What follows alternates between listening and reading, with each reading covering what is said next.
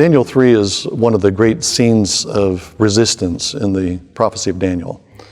This is the scene where Nebuchadnezzar has set up a great image, and everyone is supposed to bow down to the image, and they bow down to the image in response to music that calls them to worship. And there's a list of 6 specific instruments that are played, and then a catch-all term at the end of the list, all the other musical instruments. So there's 7 instruments, as it were, listed. All of these are contributing to the sound that is calling people to worship the idol.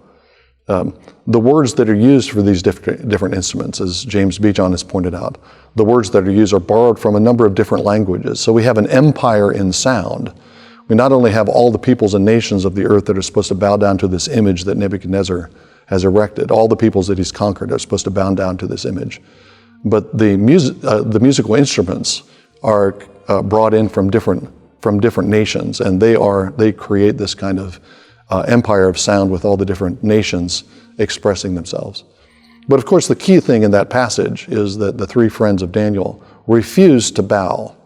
The music plays, they don't bow down to the image, and they defy the king's order.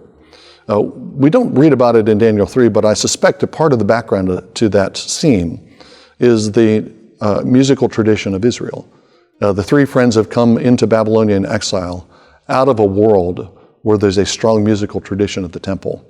From the time of David on, the priests have provided musical sacrifice along with the sacrifices of animals in the temple.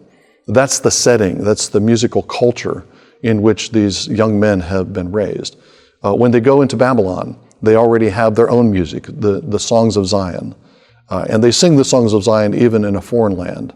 And because they're singing the songs of Zion, they can resist the music of the empire that's calling them to conform to the empire and just mix in and just bow down along with all the other nations, join their voices to all the other voices that are singing.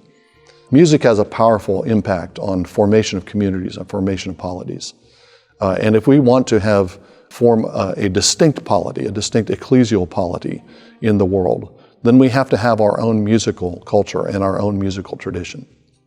There's a great movie from many years ago called The Singing Revolution about the resistance to the communists in Estonia. And the resistance took the form of singing. It took the form of traditional Estonian music, traditional Estonian folk songs that were being sung in resistance to the imposition of a foreign Soviet culture, a foreign Soviet polity. That's the kind of resistance that we're called to, a musical resistance to the songs of the world. And we can only do that if the church is its own musical culture.